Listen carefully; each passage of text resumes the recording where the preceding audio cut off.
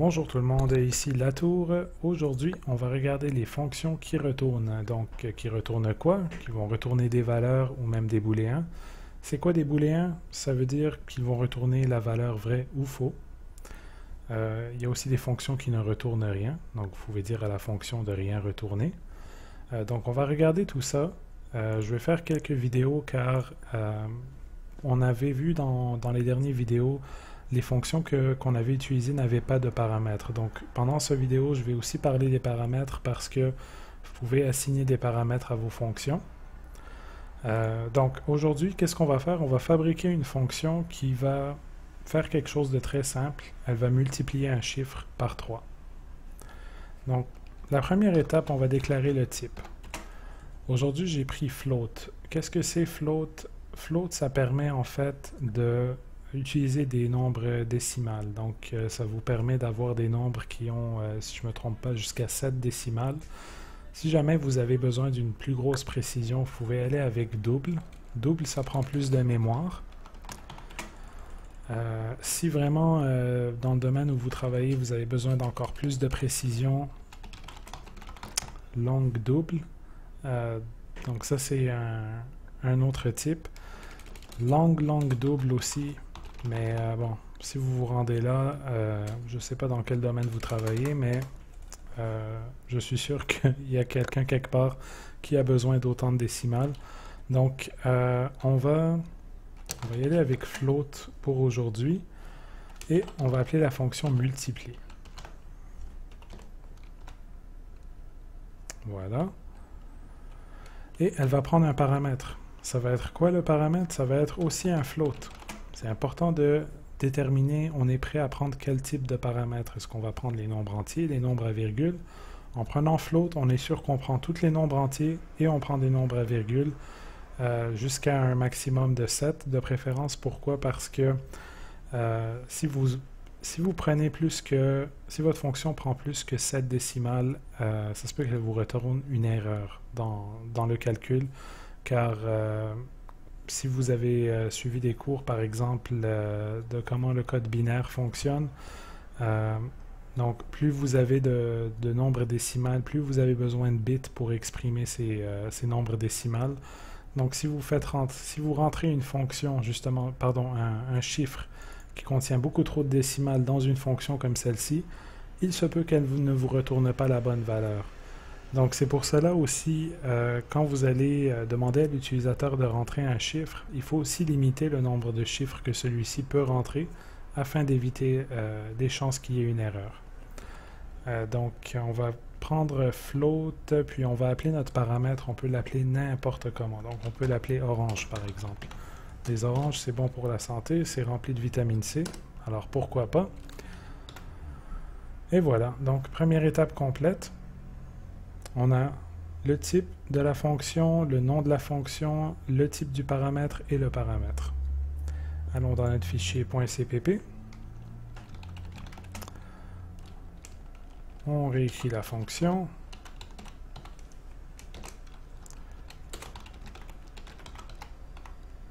Voilà. Et maintenant, on va écrire l'implémentation de cette fonction. Alors, qu'est-ce qu'on fait? On prend le paramètre qui va être fourni, donc orange. Et orange va tout simplement être égal à orange fois 3. Donc, on fait juste le multiplier par 3. Par la suite, on retourne orange. Il ne faut pas oublier le S ici, voilà. Donc, on n'oublie pas nos commentaires aussi. Il faut qu'on sache qu'est-ce que c'est que cette fonction-là. Donc, fonction qui multiplie par 3. Le type float.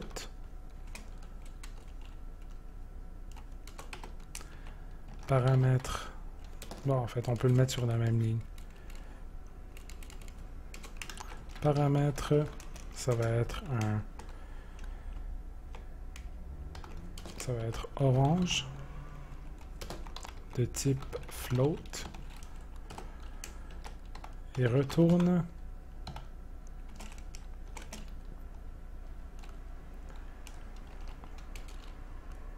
la valeur multipliée par 3.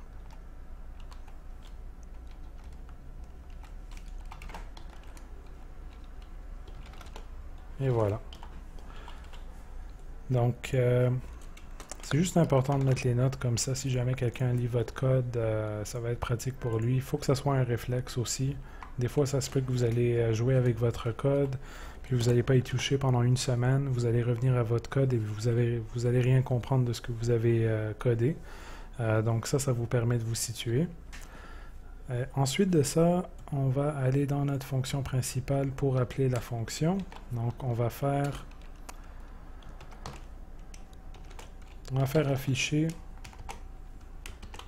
la multiplication. Donc multiplie, on appelle la fonction, disons multiplie par 5.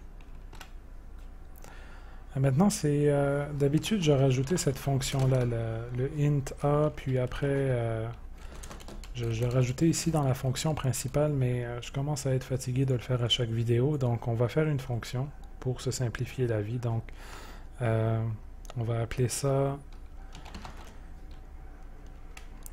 debugger, par exemple. Car le seul but de cette fonction, c'est de pouvoir visualiser le debugger. Oh, puis j'ai complètement oublié. On va aller d'abord dans le fichier .h. Void debugger, voilà. Donc int a.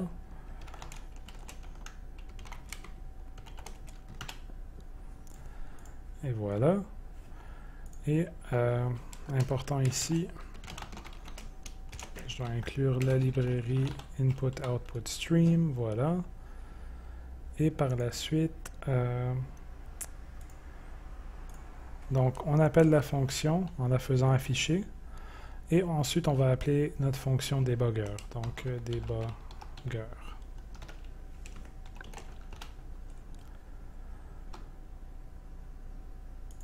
Peut-être que je l'ai mal écrit ici. Debugger. Ouais, il y a un U. Voilà. Et je vais quand même commenter cette fonction-là.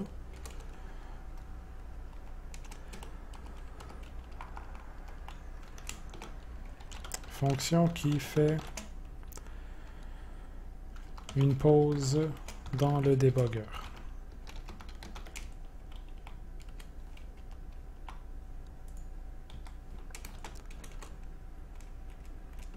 Retourne rien du tout.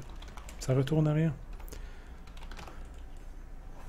Donc pour ceux qui n'ont pas vu les anciennes vidéos, ça c'est une fonction pour que notre debugger ne se ferme pas quand on va partir le programme. Il va rester ouvert, donc allons-y. Et voilà, donc comme vous voyez, ça retourne la valeur 15. Donc peu importe ce qu'on va fournir à la fonction multiplie, elle va faire la valeur, elle va faire l'opération et elle va retourner une valeur. Donc c'était tout pour aujourd'hui. Je vais faire quelques autres vidéos sur les fonctions. Donc ceci était une introduction. Je vous remercie d'avoir visualisé la vidéo et passez une bonne fin de journée.